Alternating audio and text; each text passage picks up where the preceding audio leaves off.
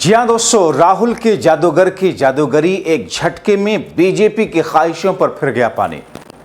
BJP के रणनीतिकार अमित शाह ने महागठबंधन को लेकर जो प्लान बनाया है, उस प्लान पर राहुल के जादूगर ने अपनी जादूगरी से पूरी तरीके से उसे बर्बाद कर दिया। महागठबंधन को एक ऐसा मंत्र दिया जिससे अब बिहार की राजनीति में बीजेपी और उसके एनडीए के लिए कुछ भी आसान नहीं रहने वाला। लड़ाई अब तो जबरदस्त होगी। इसके अलावा एक प्रेस कॉन्फ्रेंस होने वाली है।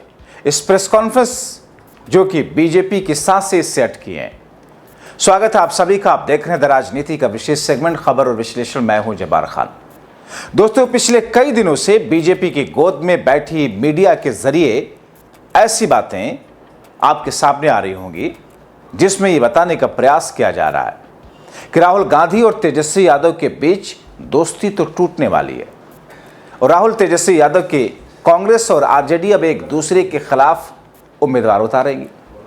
अमित शाह समेत बीजेपी के नेता एक तरीके से जश्न मनाते दिख रहे हैं, लेकिन अब ये जो बीजेपी की ओर से नैरेटिव बनाने का प्रयास हो रहा था, राहुल के जादूगर के पटना आते ही पूरी तरीके से ध्वस्त हो गया।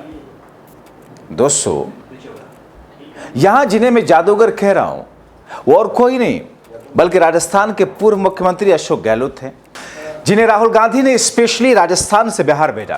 कांग्रेस आलाकमान के निर्देश पर अशोक गहलोत ने एआईसीसी बिहार प्रभारी अल्लाह वरू के साथ आरजेडी प्रमुख लालू प्रसाद यादव से उनके आवास पर मुलाकात की।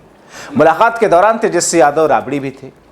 दोपहर बाद करीब 2 बजे अशोक गहलोत ने इस मुलाकात के फोटो और बयान जारी किया। इससे पहले सुबह तेजस्वी यादव ने कहा था कि 23 अक्टूबर को सारी बातें साफ हो जाएंगी। महागठबंधन में कोई कलह नहीं है, अशोक गहलोत ने एक्स पर कहा। लालू प्रसाद यादव और तेजस्वी यादव के साथ बेहद सकारात्मक मुलाकात हुई। बिहार में इंडिया गठबंधन पूरी तरह एकजुट है, मजबूती के साथ चुनाव लड़ रहा है। दोस्तों, महागठबंधन की प्रेस कॉन्फ्रेंस में पूरी स्थिति स्पष्ट हो जाएगी गुरुवार को। दोस्तों, राजस्थान के पूर्व मुख्यमंत्री और आलाकमान के दूत अशोक गहलोत ने लिखा, बिहार में बीजेपी द्वारा महागठबंधन में फूट डालने एवं माहौल खराब करने के मकसद से प्रायोजित कैंप चलाया गया। ऐसा माहौल बना दिया गया जैसे महागठबंधन में आपस में फूट डल गई है। 243 सीटों में से 5-7 सीटों पर स्थानीय नेताओं एवं समीकरणों के कारण कई बार फ्रेंडली फाइट जैसी परिस्थितियां बन जाती हैं। ये बहुत छोटी संख्या है, परंतु इसे लेकर मीडिया में महागठबंधन के खिलाफ कैंपेन चला दिया गया, जबकि असलियत में कोई भी परेशान नहीं है। बिहार अब बदलाव चाहता है। पूरे बिहार की जनता समझ रही है कि प्रदेश में इंडिया गठबंधन की जीत देश एवं प्रदेश के हित में है। देखिए, कोई बात 243 सीटें हैं यहाँ पर, 243 सीटें हैं। इतने बड़े महागठबंधन में 5-10 सीटों पर विवाद होना तो नई बात नहीं है। किसी भी प्रदेश में अगर अलायंस होगा तो हो सकता है कुछ सीटों पर आपन ना इत्तेफाक की हो, पर जो मीडिया में बहुत ज्यादा ही आ गया, ऐसा आ गया था कि पता नहीं क्या हो गया है, गठबंधन का क्या होगा, ऐसी स्थिति है नहीं। तमाम काम बहुत स्मूथली चल रहे हैं। आपको खुद को महसूस होगा 1-2 दिन के अंदर जो भी कंफ्यूजन है तमाम सब स्पष्ट हो जाएंगे। और ये फ्रेंडली फाइट कही जाएगी महागठबंधन की 12 नहीं, आप नहीं समझे, वो पता नहीं कितना रहेगा। अभी तो कल शाम तक का वक्त है। मेरे ख्याल 243 सीटें हैं, उसमें 5-10 सीटों पर कार्यकर्ता भी उत्साह में होते हैं, लोकल परिस्थिति होती है और फ्रेंडली फाइट अगर माना जाता है तो कई राज्यों में जहाँ अलायंस हुए हैं वहाँ ये संभावना होती है, तो इसको बहुत बड़े रूप में देखने होगा। इससे पहले दोस्तों, आरजेडी नेता तेजस्वी यादव ने 22 अक्टूबर की सुबह महागठबंधन में कलह की अफवाह को खारिज करते हुए कहा था कि गठबंधन से जुड़े सभी सवालों के जवाब गुरुवार को मिल जाएंगे। उन्होंने पटना में पत्रकारों से कहा, कोई विवाद नहीं है, गुरुवार को आपको सारे जवाब मिल जाएंगे। चुनावी मैसेज तेज होने के साथ ही विपक्षी दल एकजुट है। इसके बाद यह बात अशोक गहलोत ने भी दोहरा दी। तेजस्वी यादव और अशोक गहलोत की मुलाकात में सहयोगी दलों के बीच सीटों के बंटवारे को अंतिम रूप देने पर बात हो गई।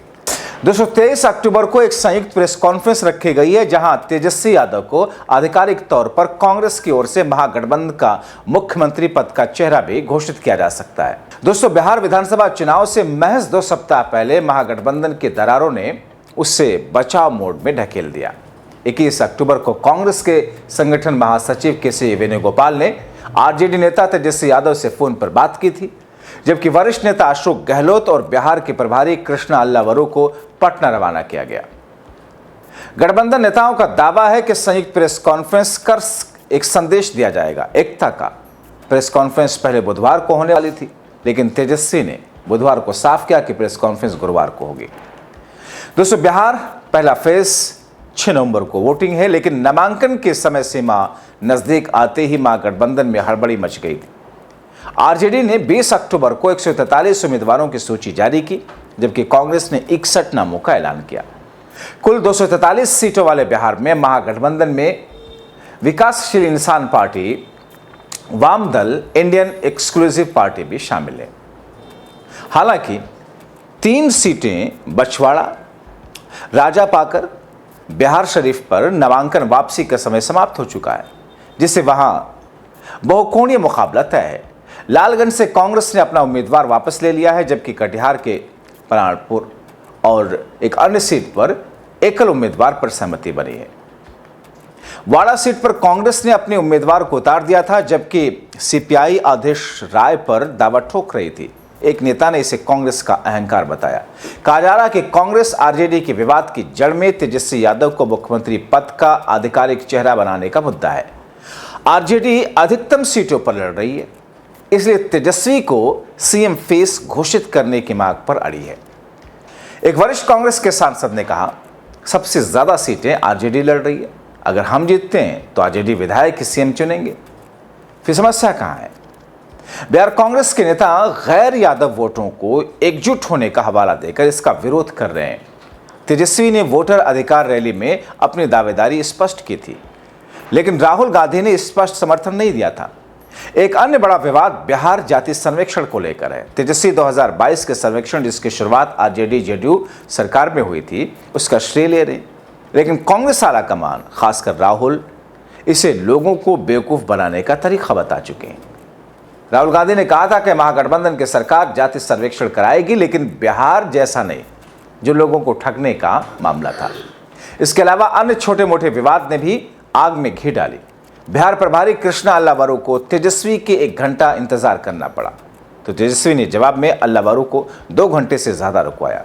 एक नेता ने कहा कि बातें इतनी छोटी हो गई हैं, अल्लावरू की नियुक्ति पर भी सवाल उठे हैं कि वो तेलुगु भाषी हैं, कथित तौर पर कंसल्टेंट्स पर निर्भर रहते हैं। बिहार कांग्रेस नेताओं ने कहा, हमें भूपेश बघेल जैसा पूर्व सीएम चाहिए था, जो लालू प्रसाद से सीधे बात करके डील कर सके। राजेश राम, शकील अहमद जैसे नेताओं पर टिकट बेचने के आरोप लगे। कांग्रेस के एक वरिष्ठ नेता ने आलाकमान पर सवाल उठाते हुए कहा, हाईकमान कहां है? सितंबर तक राहुल की यात्रा से अच्छा मौका था, अब सब फिसल गया। उत्तर प्रदेश का उदाहरण देते हुए उन्होंने कहा कि यूपी में अखिलेश यादव को सीएम फेस बनाएंगे, लेकिन बिहार में इस सिद्धांत की दुहाई क्यों? दिल्ली के डिक्टेटर्स ने स्थानीय नेताओं को नाराज किया है।